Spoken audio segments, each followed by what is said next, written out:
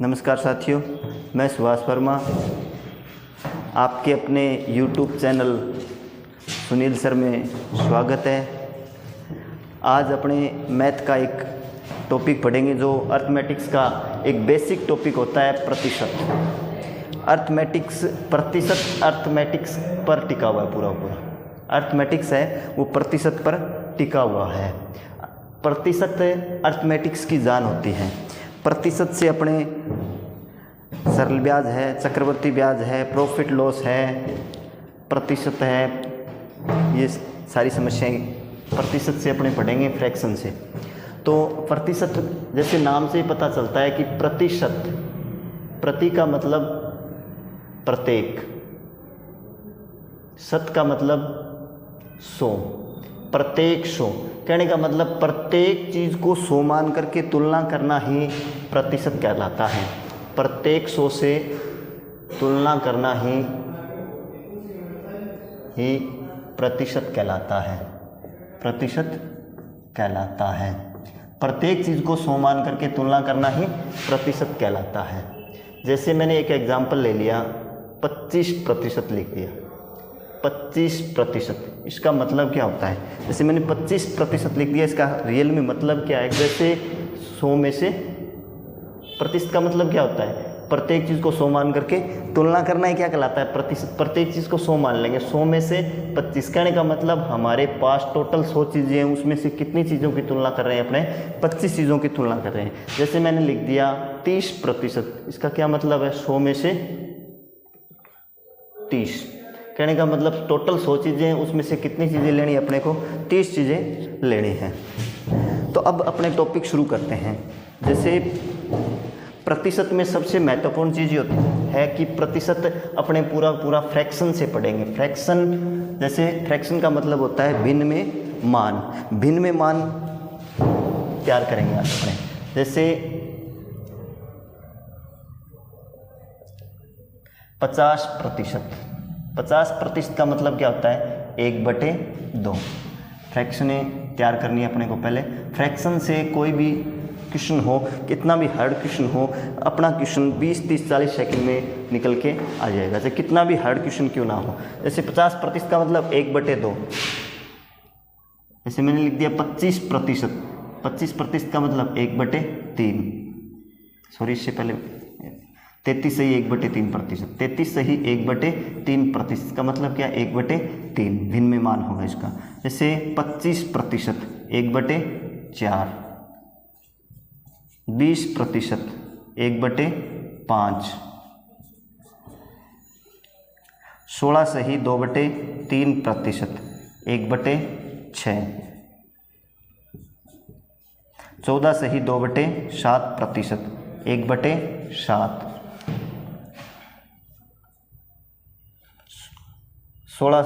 12 सही 1/2%, 12 सही 1/2%, भिन्न में मान होगा इसका 1/8,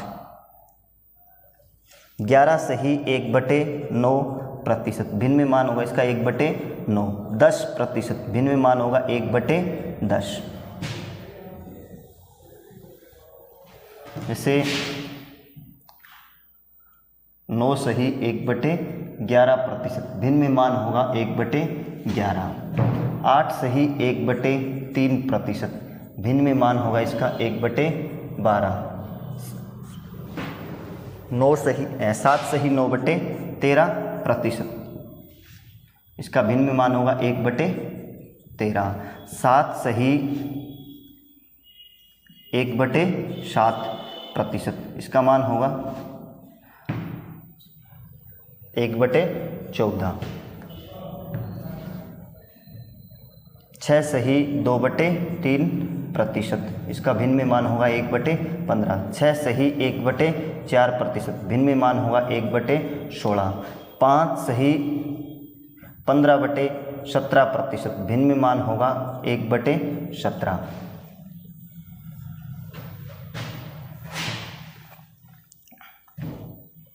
5 सही 5/9%, भिन्न में मान होगा 1/18। 5 सही 5/19%, भिन्न में मान होगा 1/19। 5%, भिन्न में मान होगा 1/20। 4%, भिन्न में मान होगा 1/25। 2%, इसका भिन्न में मान होगा 1/50। इसमें लिख दिया 1%, भिन्न में मान क्या होगा 1/100। ऐसे मैंने लिख दिया 100%। 100% का मतलब क्या है 1। जैसे मैंने लिख दिया 200%। 200% का मतलब क्या है 2।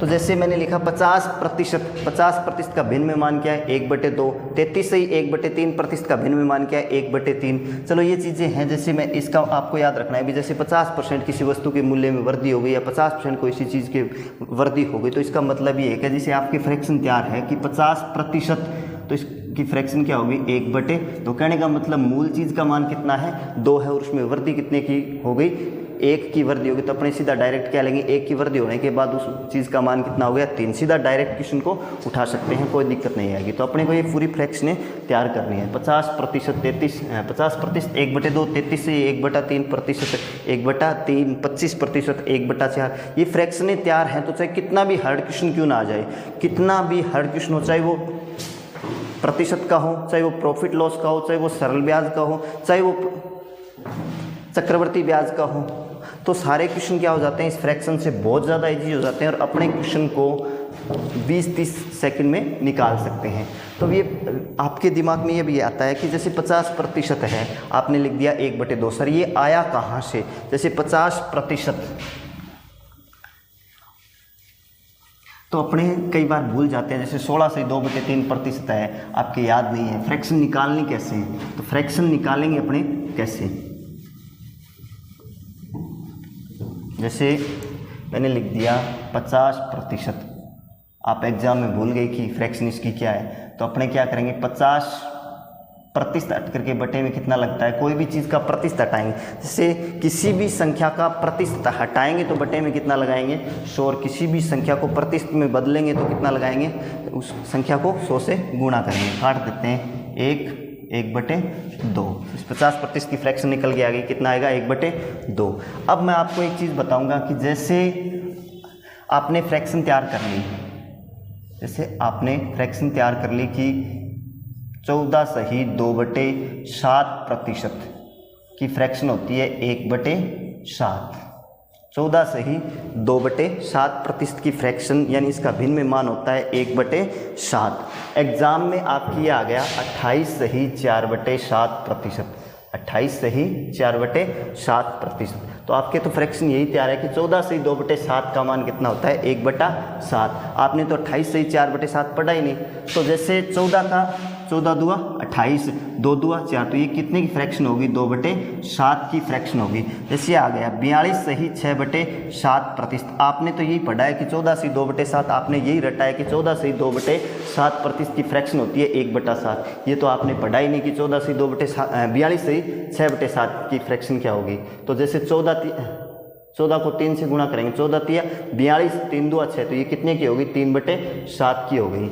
ऐसे ही जैसे ये आ गया 11 सही 1/9%। आपने फ्रैक्शन याद कर रखी है, इसकी फ्रैक्शन क्या होगी 1/9। आपके एग्जाम में ये आ गया कि 22 सही 2/9% की फ्रैक्शन क्या है, 22 सही 2/9% की फ्रैक्शन 11 दूआ 22, तो ये कितने की होगी 2/9 की होगी। ये आ गया 33 सही 1/3%। ये तो आपके फ्रैक्शन क्या है, जैसे क्या होगा 11 तिया 33, 3/9, काटेंगे कितना आएगा 1/3 की फ्रैक्शन है। जैसे ये आ गया 44 सही 4/9%। तो अपने को पता है 11 चौका 44, तो ये कितने की है 4/9 की है। ऐसे ही अगर फ्रैक्शन आती है तो अपने को जैसे ये आ गई कि 12 सही 1/2%। 12 सही 1/2% का मान क्या होता है 1/8। अपने याद है 25% की बात करें, 25% का मान कितना होगा 12 दूआ 24, दुगुना है 2, तो ये कितना हो जाएगा 2/8 का हो जाएगा। काटेंगे कितना आएगा 1/4। जैसे याद है 37 सही 1/2%। तो 12 तिया 36 और 3 से करेंगे तो 3 एक कैंसल, कितना आ जाएगा 37, तो ये कितने की है 3/7 की है। तो ऐसे ही अपने को ध्यान में होना चाहिए कि 14 से ही 2/7 आपने रट रखा है और ये आ जाए एग्जाम में 28 से ही 4/7, तो ये 14 की क्या है दुगुनी, तो ये कितने की होगी 2/7 की होगी। ऐसे ये इसकी क्या है 3 गुनी है, तो ये कितने की हो जाएगी 3/7 की हो जाएगी। जैसे ये 11 से ही 1/9% है, 1/9 मान होता है, ये इसकी क्या है जैसे दुगुनी है तो 2/9 की हो जाएगी, 3 गुनी है तो 3/9 की हो जाएगी, 4 गुनी है तो 4/9 की हो जाएगी। जैसे ये इसकी क्या है दुगुनी है तो कितनी की होगी 2/8 की होगी, काटेंगे 1/4 आ जाएगी। इसकी कितनी है 3 गुनी है, सॉरी 8 आएगा इसकी बटे, ये कितनी है इसकी 3 गुनी है तो कितनी हो जाएगी 3/8 की हो जाएगी। इसके बाद में मैं आपको ये चीज़ बताऊंगा कि इससे बड़ी फ्रैक्शन आ जाए, जैसे 100% से बड़े मान आ जाए तो उन फ्रैक्शनों को कैसे हल करेंगे अपने। जैसे 100% से बड़ी फ्रैक्शन आती है, जैसे एग्जाम्पल लेते हैं अपने, जैसे मैंने एग्जाम्पल लिख दिया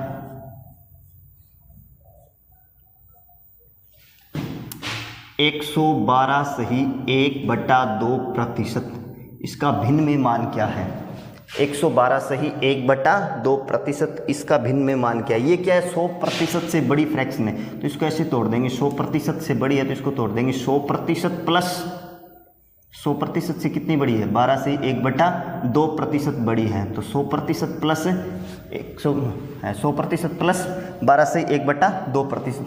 अपने को पता है कि 100% का मान क्या होता है 1 और 12 से 1/2% का मान क्या होता है 1/8। हल करेंगे 8 एकम 8 8 एक 9, कितने की है 9/8 की है, तो सीधे डायरेक्ट उठा लेंगे भी 9/8 की। किसी वस्तु का मान 8 है, उसमें वृद्धि होने के बाद 9 हो गया, या किसी संख्या का मान 8 है, वृद्धि होने के बाद इतना हो गया। जैसे और एग्जाम्पल लेते हैं, जैसे मैंने ले लिया 444 सही 4/9%, 444 सही 4/9%, तो वैसे ही तोड़ देंगे 400% प्लस 44 सही 4/9%, 400 प्लस 44 सही 4/9%, 400%, 100% क्या होता है 1, 200% क्या होता है 2, वैसे ही 400% क्या हो जाएगा 4, 44 से 4/9 यानी 11 से 1/9 की 4 गुनी है तो कितनी की हो जाएगी 4/9, काट देंगे 9 चौका 36 और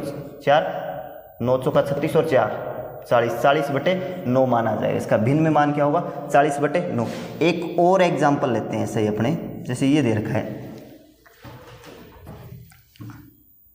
242 सही 6/7%, 242 सही 6/7%, 100 से बड़ी है 200 है, 200 से भी बड़ी है तो ये क्या हो जाएगा 200% प्लस 42 सही 6/, इसको तोड़ देंगे 200% प्लस